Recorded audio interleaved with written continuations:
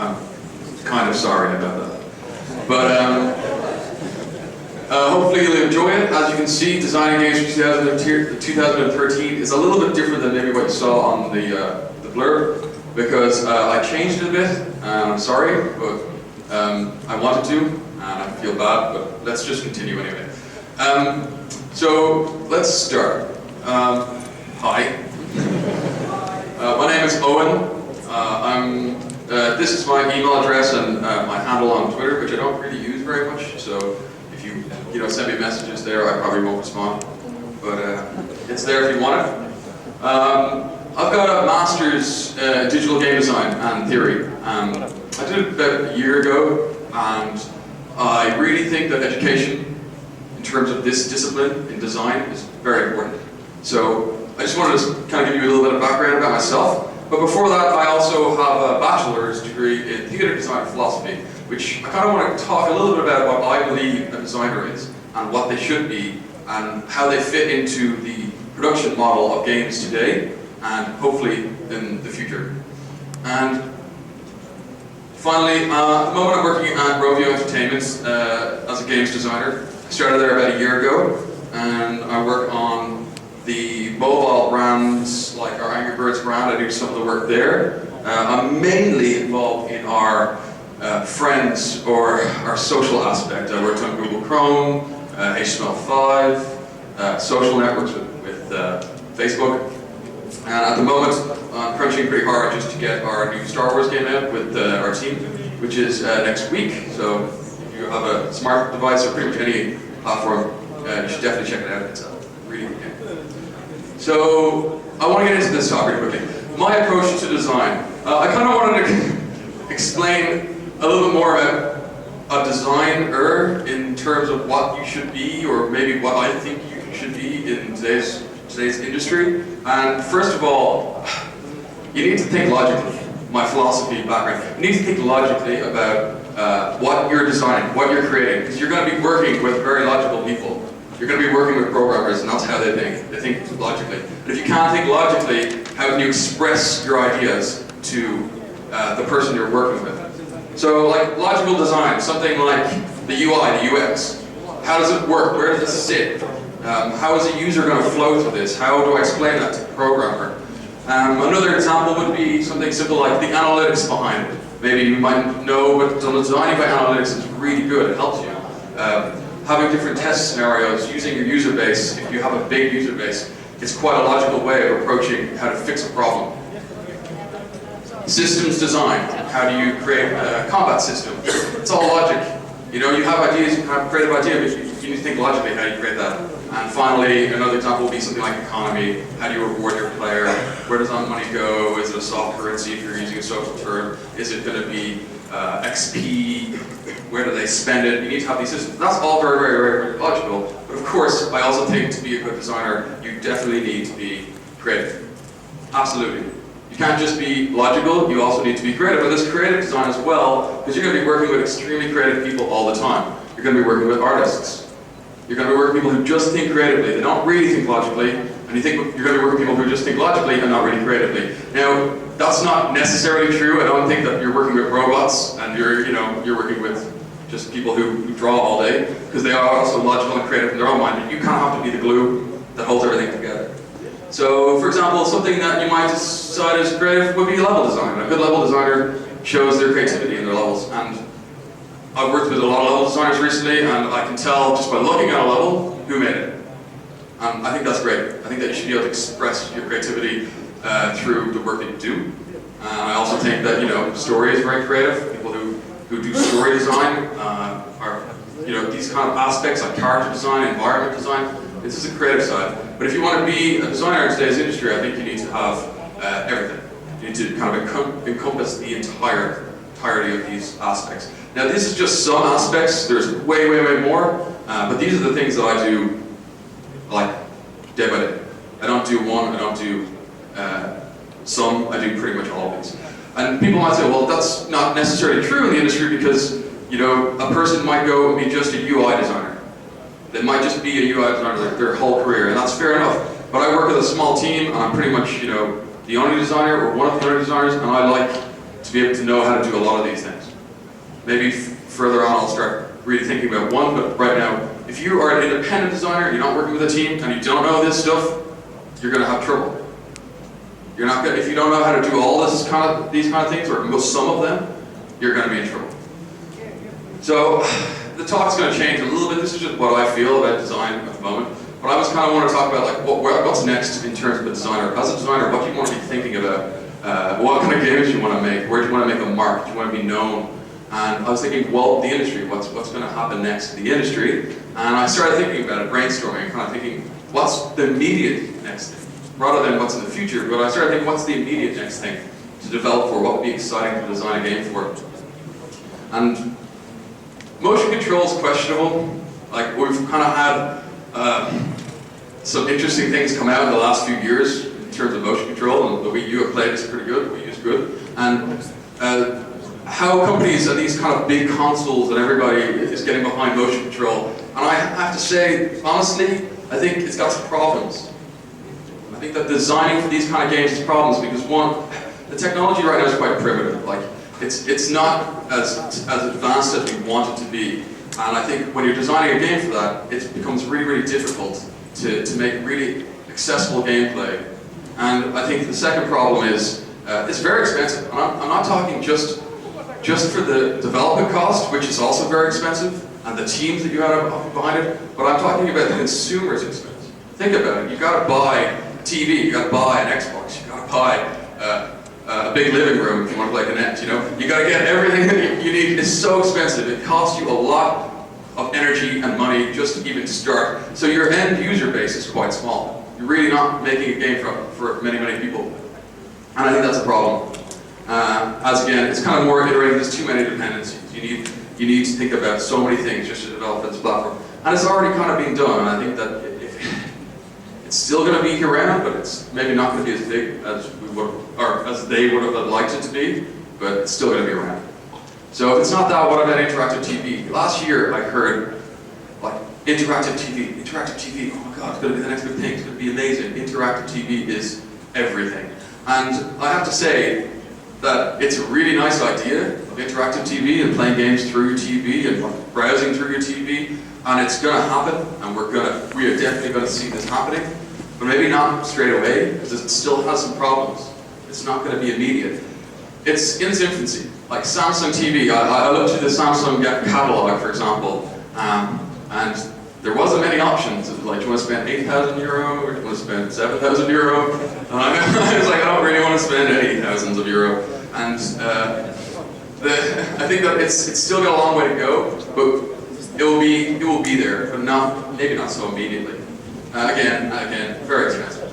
Just very expensive to develop for. You got to get the kit to even to start thinking about it. And like, I just think it's going to be a little while away.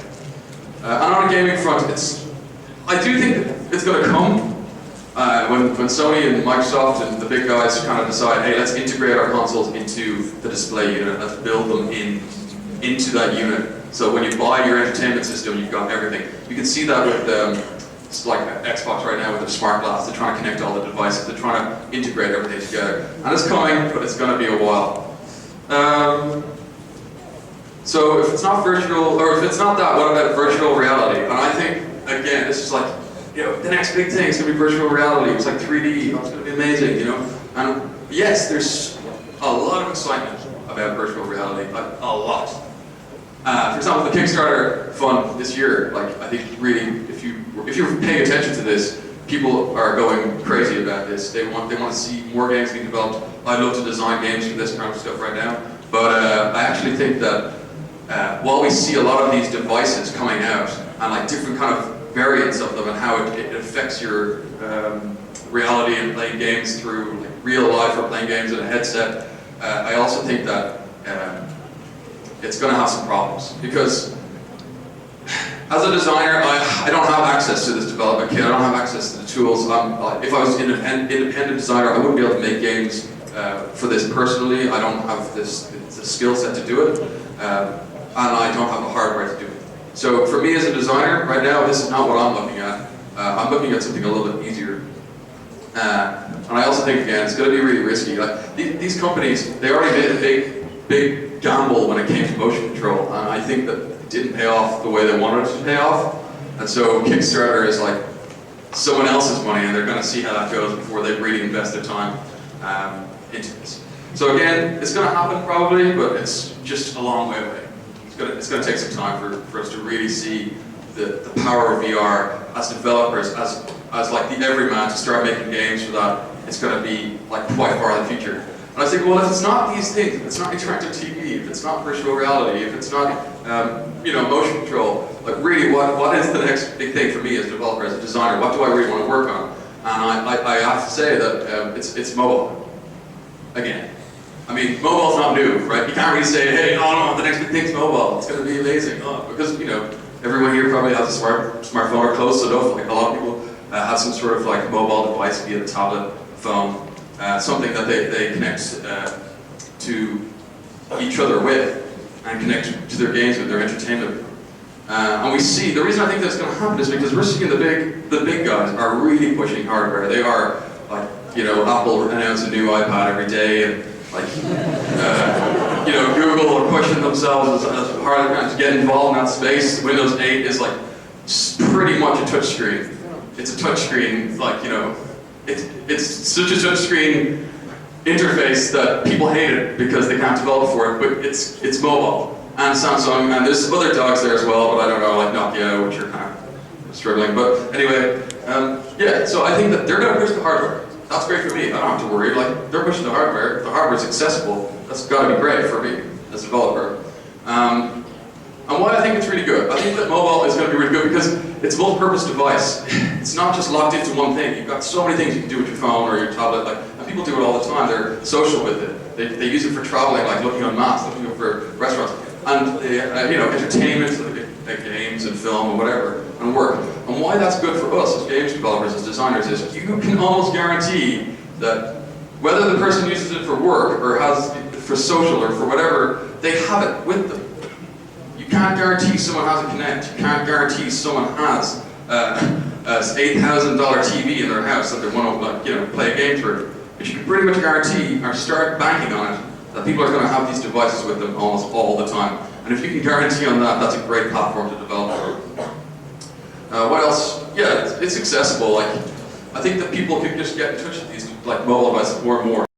They're everywhere. I see them. Like, I see restaurants with iPads sitting there. Like, you can go in and play on an iPad the restaurant owns or something like that. And they're just around. Like, it's really easy to get one, and they're quite cheap. I think smart devices are getting really cheap, and Kindles and like lower tier iPads and stuff. They're quite cheap. So I think that this is a great platform to start developing for.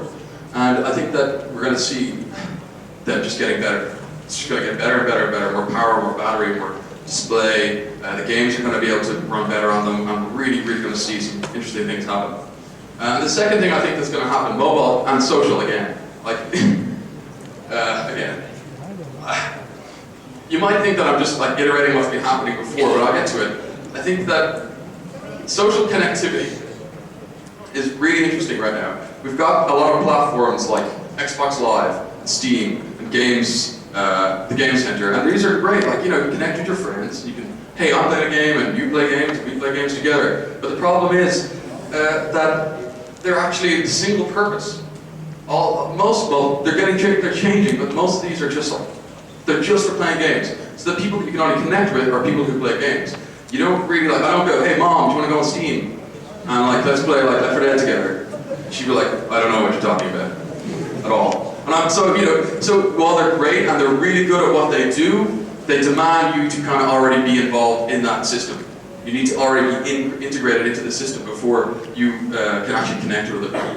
And again, they're platform specific. Like Steam is pretty locked down, Xbox is pretty locked down, Game Center is quite locked down. And I think that while they're around, they don't really have the ability to go across various platforms. And so what does that mean? I think that this is a computer, and this is a person, and this is another person, and they're connected through social networks. Now, this is an example. I'm not saying that Facebook is the be-all and end-all of everything. I'm just saying that it is a connector, and it's originally started on us sitting in front of a screen, in front of the canvas, and we're connecting, and we're social. And games are, we see that a lot. Like some companies have just capitalized on this so well. They've made really, really good games, and they've made really, really terrible games, but they've made a lot of money, and I think the primitiveness of it and getting to all those people was really interesting. And then it just grew. It just became like, hello, and hello, oh, hi, hey, and people just connected with each other. And it's a billion people, oh, a billion accounts, this is what Facebook has said. This month they've said, hey, we've hit 1 billion accounts. 1 billion people connected to the same integrated system. That's pretty impressive, I have to say. It's really, really impressive. Who plays World of Warcraft, roughly, or has played it, or has spent any time in an MMO? Okay, there's quite a few people. When I played MMOs, when I played World of Warcraft, I was like, oh, I played the biggest game in the world, it's like 12 million people playing, oh my god. Wow. And like 2004, 12 million people playing the same game was a huge feat. Like that was just incredible, and everyone was like, MMOs are going to be the thing from now on, subscription-based, yes, we're going to make games and make so much money, people are going to love them. And then today, yeah, it's still around 10 million playing that game, but then League of Legends is, what, 35 million? You know? It's a completely different game, it's free. It's free, and it's just doing so well, and it's a really, really good game. But 35 million is nothing. Like, it's nothing in comparison to the exposure that Facebook has right now. And what I'm getting to is, that's 1 billion registered users, and along comes the mobile phone, smartphone. And what we see is actually 50% of these 1 billion registered users now are on mobile. They connect, not all the time, but they can connect to this through mobile. And that's really interesting because everyone was developing for Canvas. Everybody was developing social games for Canvas. You know, Zynga capitalized on this. A lot of gaming companies have done really, really well on Canvas. But now they're like, oh no, all our users, they're leaving. They're going to mobile, and we don't have games on mobile. And that's why I'm thinking this is going to be really, really, really interesting. We're gonna see this migration of people is just going to keep happening in a few years. Like that Canvas, especially in the Western world, it's just going to be obsolete. We're getting there, and so companies are scrambling like right now just to really, really, really get involved with this mobile space. How can they make their games use Facebook as the kind of the glue that holds everything together, but really. The game is the same. So you have the same experience whether I'm playing on my computer and you're playing on your phone, we're sharing the same experience together. But what really has changed? As I said, from 2004 to 2010, social game was mostly Canvas. There's a billion smartphones in the world. I'm not saying they're all being used, probably sitting on shelves, but there's 1 billion of them. And there's 1 billion Facebook accounts. And as of October 2012, I said 50% of the users are mobile. It's not going to change. Social networks like Facebook bring together multiple devices instead of a user base. Yeah, if your game isn't able to go mobile on Canvas, someone else's game is going to be able to, and you are going to struggle. And as a designer, I want to make a game that's fun on multiple devices, because right now we see a lot of games coming out, and they're cross-compatible between Canvas and mobile. We see like games like Bubble Witch Saga, Diamond Dash, and Jewel Blitz, right? Now, I'm not going to talk about these games very much, but they make a lot of money. They make a lot of money. And I really, really, really believe that this is like weak. I think that these games are okay, but they're not great. I think that people have evolved. I think that the player base has changed, and I think that mobile users are a bit different to Canvas users. And so, while it's a good starting point as a games designer, as someone who's looking at this space, I want to make a game that's going to be like that. You know, I don't want to see mobile games anymore. I don't want to see like Match 3. Like, they're great games and they're being done and people like them, but I think we've got the chance here, really, to do something absolutely awesome. Now, the third thing is freemium. I know freemium, it's around again, but I think that you've got to combine a lot of these three together to kind of make this successful, the recipe. And it's exploded. It's just gone crazy. Freemium's gone nuts. Like, it's literally just taking everybody by storm. And when you think of freemium, you might think of stuff like Facebook and social games, or Android is like people don't want to spend money on apps. But like, it's also PC. Like, again, League of Legends is a great example of making good game free. PlanetSide 2 is coming out soon. I haven't been able to get a beta key, but I've been watching it. I'm like, it's great. It's a first-person shooter. It's free to play. They made a really good model. They seem to be doing quite good with that. There's a bunch of great games using this model, and they're designing around it. They're not making a game and failing making a game and then deciding, hey, let's make this game free and then try and make money out of it. they're actually starting from the ground up and they're like, hey, let's make this game free and have systems in place that users who really want to experience this game a bit more can enjoy it more. Rather than putting a paywall in the way, they're actually saying, hey, do you want to like Team Fortress 2? Do you want to hack? You know, it's your choice. It's not going to make you better at the game. It's going to keep it competitive, but it's your choice. And if you want to do that, that's up to you. And I think Valve and Riot are on the right path here. It's constantly being iterated. Like this freemium is not the sense. You know, there's changes. Things are happening. People are changing around. Like there's problems too. Like it's hard to make a free game good because people don't want to invest too much time on something they're not going to make money. So you see people just making lazy attempts and saying, "Hey, it didn't work. I'll just try the next one." So I think it's really, really difficult to make a good game free without having like really good passion behind it. Secondly, I think it relies heavily on milking a certain. Well, right now it's, you know, you don't care. A lot of companies don't really care about their 98% or 96% of the user base. Realistically, they don't care as much as they care about the 3 or 4% that they're getting money from. And you see that in really bad design. You see that design like, hey, you've played for 20 minutes, here's a wall, you want to play more, and if you don't play, they don't care, like you're gone, and they don't care because someone else will stay. And that's not good. I don't think that's good design, I think that's a problem. And finally, I think that another problem with this is that if we keep using these tactics, we're actually conditioning players. Hopefully I'm not going too fast, but if we use these tactics, we're going to condition players to stop trusting in this system. Start like thinking free to play is just trying to like, it's a con. And I don't think that's right because I think it can be better. It's not really, it can be a con, it is a con sometimes, but then sometimes it isn't. And it's hard to distinguish them sometimes as a user. So we need to do better, and we can. Personally, that's what I'm looking at. That's what this talk's kind of about. Is like in the next year, I'm going to be focusing my attention on this kind of these 3 things. So like 2013 for me, it's going to be the year of like compatibility between mobile users and desktop users. And I think that you want to make a game that, from the ground up, can be really enjoyable on both sides. I think that you should really consider free-to-play as a model and not try and like get money up front. Because if you do that, you start making systems that rely on premium, and it becomes. Well, it's not bad. First of all, I'm not going to say that this is the only way to do it. There's so many different parts of the industry, so many games in the industry that do different things. But I think that free-to-play is something I want to look at. And finally, I think that if you have major social connectivity, such as like an overarching thing like Facebook, you end up getting your canvas and mobile compatibility better, your freemium models better, and I think that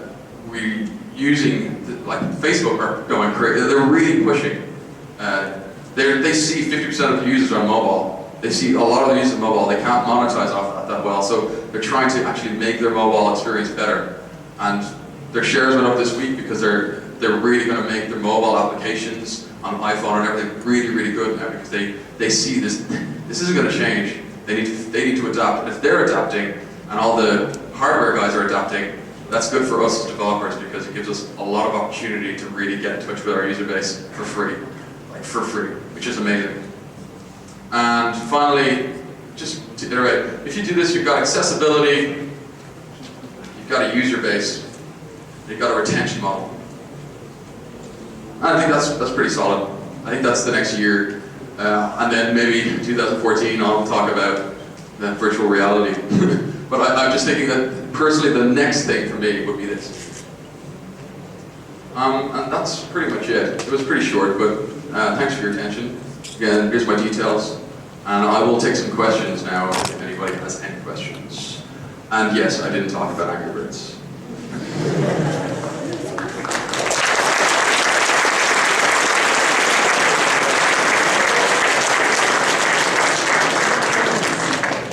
If you just put your hand up if you've got a question, and I can get a microphone out to you. No one has any questions.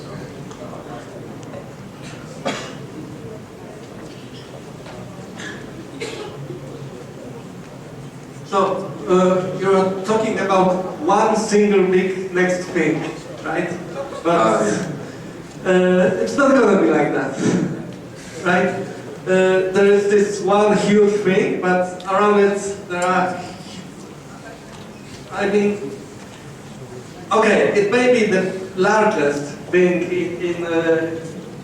it may dominate the scenery, but if you take together all the small things around it, they are much bigger taken together than this single, and if everyone just jumps on the single bandwagon and tries to be the one person who does this single big thing, well, it's not gonna happen, right? It's like winning a lottery. No. I think you're right. Like, it's like saying the gold rush to iOS back in the day was the lottery, and I don't think so. I think the guys who made good games did well. I mean, Tiny Wings, I really enjoyed that. It was just one guy. Yeah, maybe it was like winning the lottery, but it was a really good game. I think it was recognized for being a good game.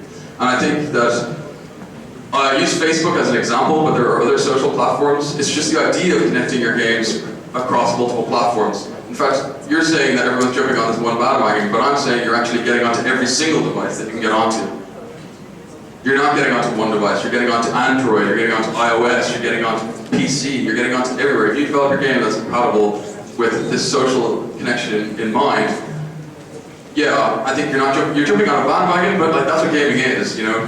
Otherwise you're gonna go for a niche, and that's fair enough. Like I honestly think, this is my opinion, this is the thing, I'm not talking about this is what everyone should do, I'm talking about this is what I want to do. And also, indie games and the way they run is great. I think there's so many things happening, like esports are going to be huge this year. Like esports are going to be even bigger than they are now next year. And we see like there's so many things happening. I can't talk about everything, but there's going to be so many things happening. This is just one example, I think, especially as a one developer or a small team, this is something that you can actually do, and you might get a pretty good chance of getting in touch with a user base and getting in touch and getting a good crowd going. Like we see companies like King.com and what's the other one now? There's a couple of companies coming out now, and they weren't that big a while ago, but they've just done successful. They've used this model and they've done really well. And so I think if you do quickly, you might get there ahead of the curve. But there's so many things. I mean, we are going to see all the other things I mentioned, like interactive TV and VR and all that kind of stuff. It's going to happen in the next year, but not to the same extent. I think you're going to see a lot more of this. Yeah, I've talked with Facebook people, and I have a feeling that this is going to be quite big. But yeah, don't put all your eggs in one basket. But if you're going to develop something, develop what you want to do. This is what I want to do. This is what I think you should want to do. But it's not everyone wants to do. But it's a good question.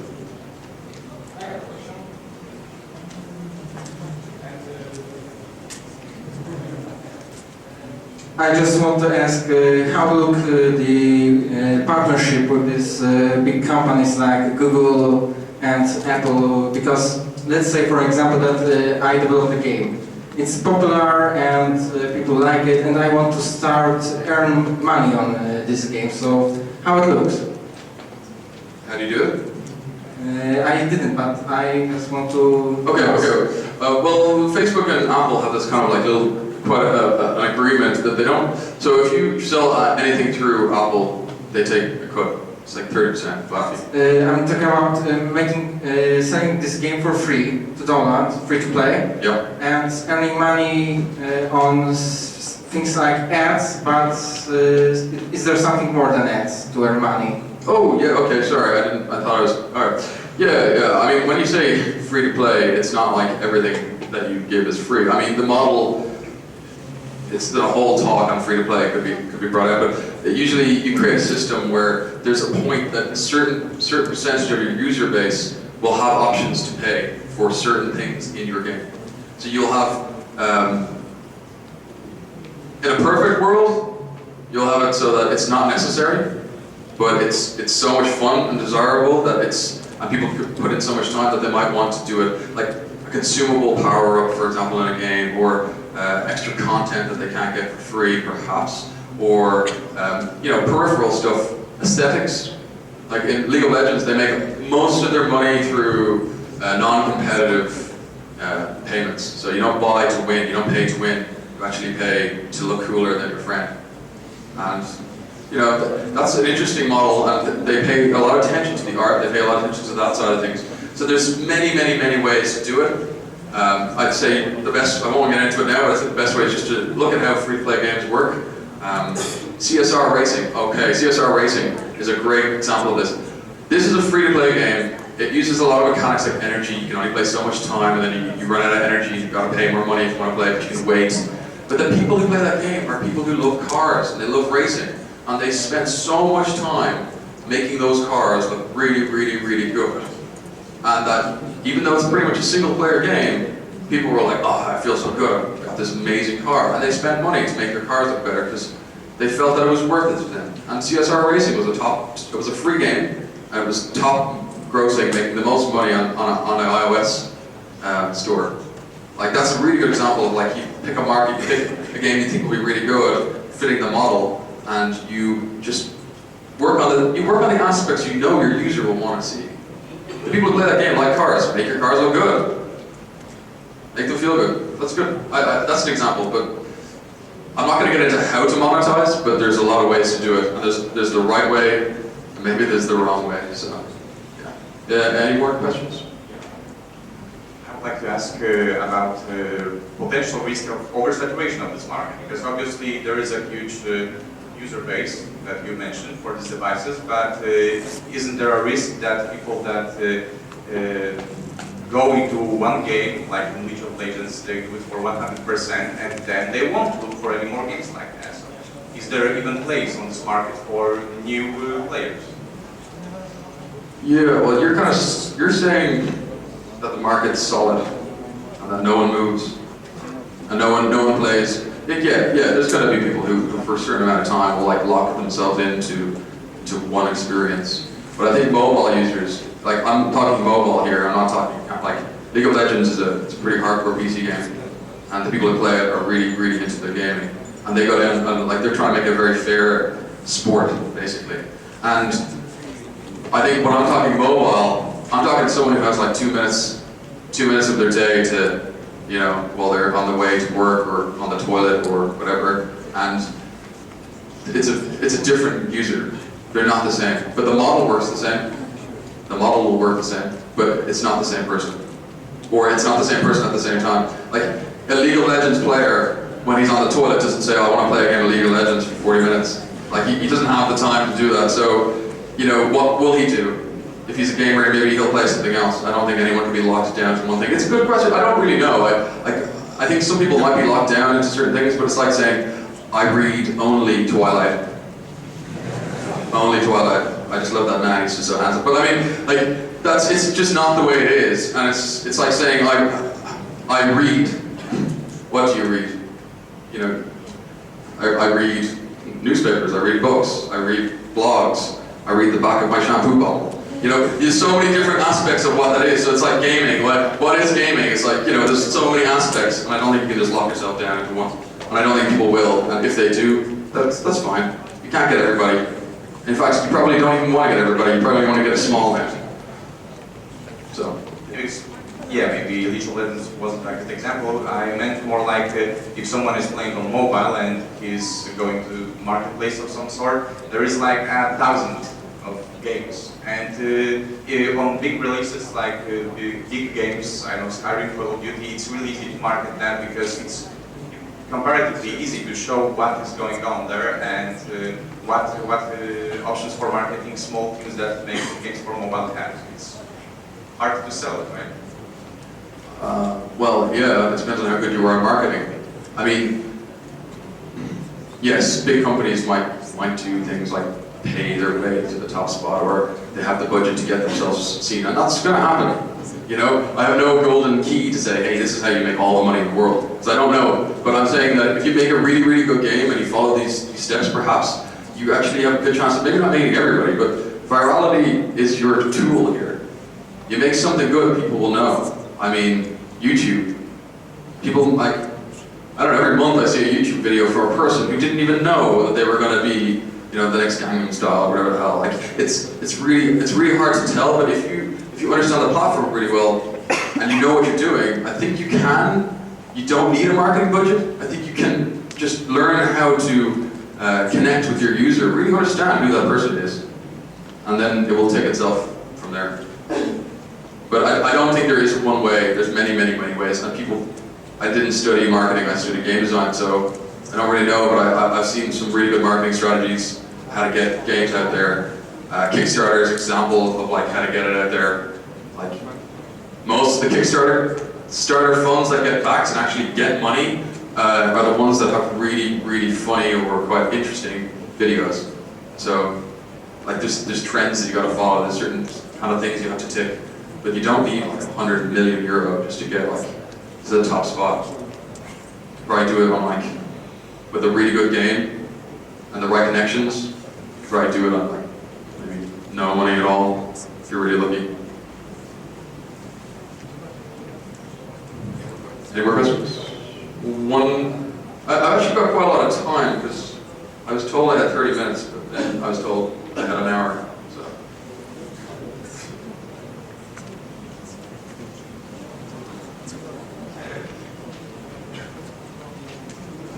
I want to ask about how the first step of making the game look like.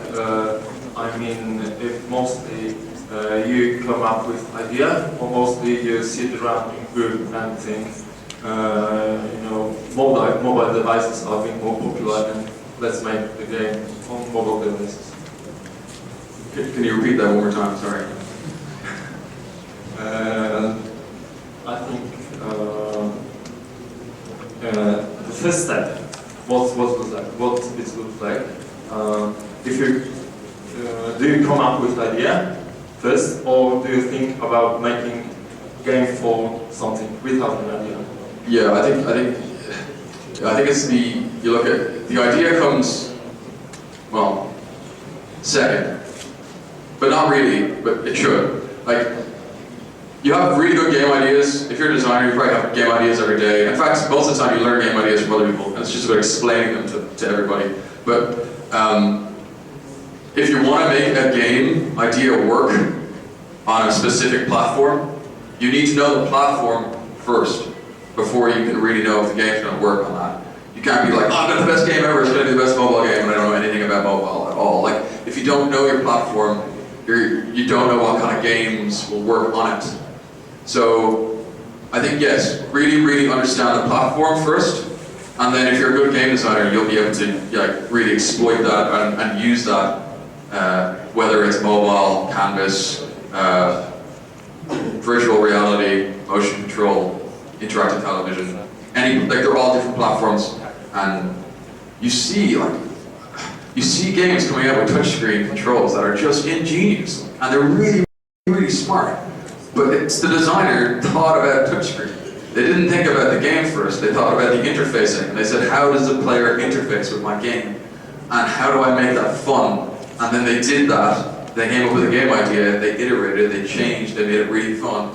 And that's how they did it. And I think that's a very good way of doing it. Because if we grew up with games, we kind of grew up with really there was one way of playing games. And it was like through a console, and maybe a PC is a console as well, but that's the only way we kind of knew it. Gamepad would work, mouse, and we were kind of trained to think that's the only way you can make games. It's like, oh, I'm gonna make a first-person shooter. You forgot about the platform because it was inherent in your design. It was like, of course that's the only way people play the game. That's the only way UI is done. That's the only way first-person shooters should be. That's the only way, yada, yada, yada. And I think that now there's so many different ways to play games that you need to really focus on the kind of platform that you're working with first before you know. And the more time that you spend making games, the more time you spend with the platforms, it just comes naturally. You start thinking about, oh, this would be really fun. If we did this, we could try this out. It's quite natural. Thank you. There's 1, 2, 3, 4, 5. I can count.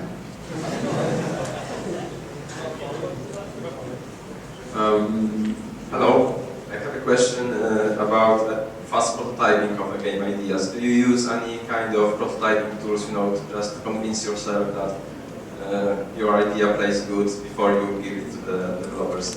Yeah, I don't need to convince myself my ideas are good. Yeah, absolutely. Prototyping it's key. In fact, I've gone to a few talks on how people prototype. We are really lucky today that the tools we have as designers, because I'm not very good at programming. In fact, I'm not able to program really at all. But I've got tools that do it for me. So I live in a world where I don't need to know that kind of stuff to be able to check if my idea translates as well as I thought it would. But right now, I haven't been prototyping that much because I'm kind of like in hard development, but yes, prototyping, absolutely. Everybody should, and everybody, it's constant. Iteration is so easy now. It's so easy to just like change a line of code, press enter, the game builds right there. You're like, oh, okay, it works better if it's a half a second slower. Like, it's not even prototyping anymore, it's just building the game. It's quite interesting. But of course, if you're coming with a new concept and a quick prototype is needed, I've seen games getting ditched at prototype stage, not because they were bad games, but because the person who's looking at them couldn't see past bad graphics. You know? So prototyping is not just about the game mechanic. You need to invest a lot into making someone else believe in your vision, and sometimes it's through words. Sometimes it's just through a still image. I got inspired by like one image last week of a game that we were thinking of prototyping, and I just saw the potential. I said, that is a really good idea, and I was like, that will make millions of dollars. I was like, that would make so much money, but like then someone else won't see that. So it's really hard to know what the perfect way of getting your idea to someone else is, but that's part of the job, I guess. And prototyping, like something physical they can actually interact with, takes a lot of time to get right, because if you have an idea and then you only get it to 90% of the way to someone else, they don't see the other 10%, they can't see it. It's like nothing.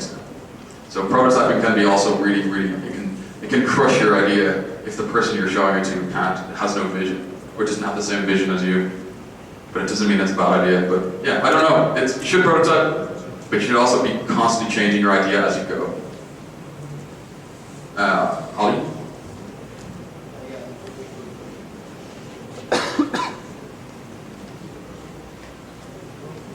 So, you were talking about games for every platform.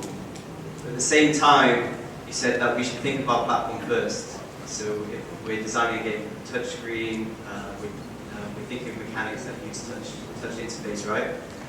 But when we're going cross-platform, that's not really an option, is it?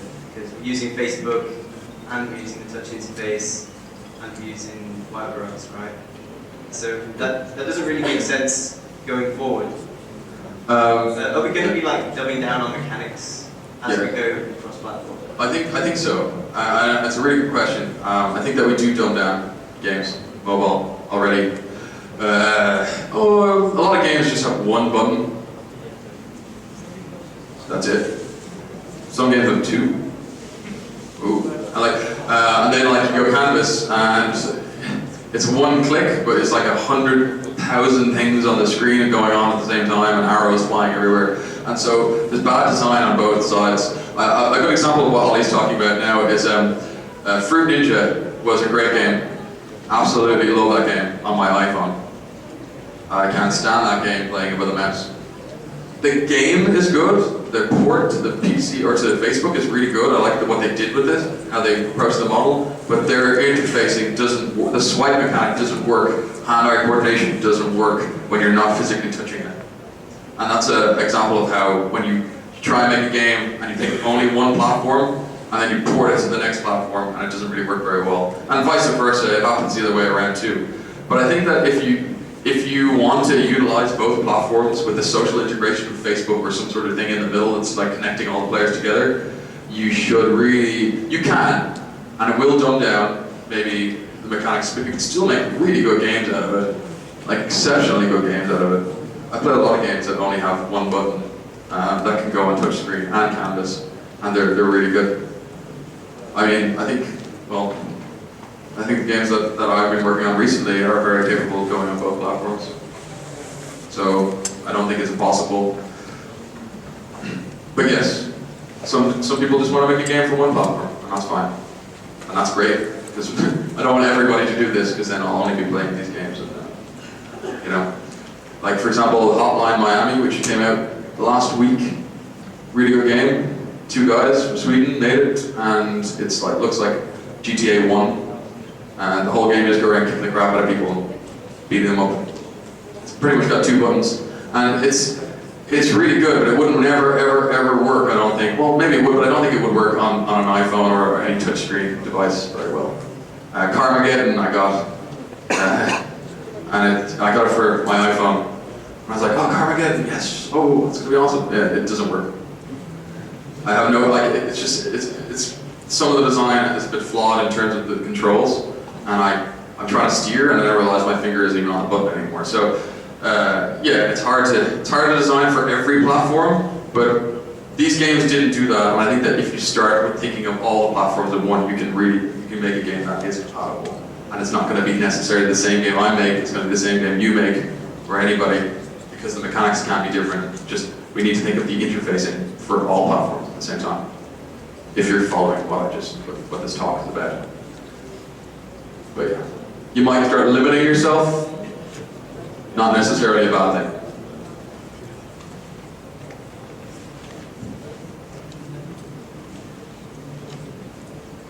I have a question about costs. On GC there was a talk about AAA titles, and costs were increased from 50 million a few years ago to 100 million now.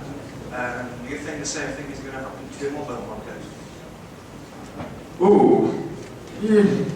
Well, in terms of 100%, yeah, probably, but not in terms of 50 million. I don't know costs of mobile now, like, let's say something like this. Oh, it's really interesting. I mean, BioWare attempted to make the world's most expensive game, and they did a really good job of making the world's most expensive game that sucked. Pretty, well, not sucked, I mean, like, I think the Old Republic as an MMO was a really good idea, but I just couldn't enjoy it as much as, I don't know if spending all the money in the world makes a good game, at all, in fact. I think that that's not the right way to quantify making something good. I mean, some companies might make a game with 50 people, and another company, or one person, makes a game, and he just puts his earnings into it. Team meat, 2 guys, sweat, hard work, create a little company for themselves, and they make really, really good games. And yeah, I don't know, I think mobile costs will go up because that's just going to happen, but I think also some people won't do that too, and they'll still make really good products. And one of the questions earlier was like, how do you get yourself out there? How do you get yourself out there? And hopefully, like Apple and like the Android marketplace will start making that a lot easier for us. Because right now it is catering to the big guys. It's catering to the people who've got the virality. But it's really hard for me to find a game that I like because it's like not in the top 10. And I think that these guys make really good games don't have the budgets. Perhaps that's where the budget's going to go. If it's going to double or triple or whatever, it's not because the game's going to be more expensive to make, because you're competing against people with like 10 million or 5 million or whatever. So hopefully that won't go that way, but it's a business. It's an industry that revolves quite a lot around money. So I can't tell. I don't think it's necessary to spend double the amount of money to make a better game, but sometimes it is.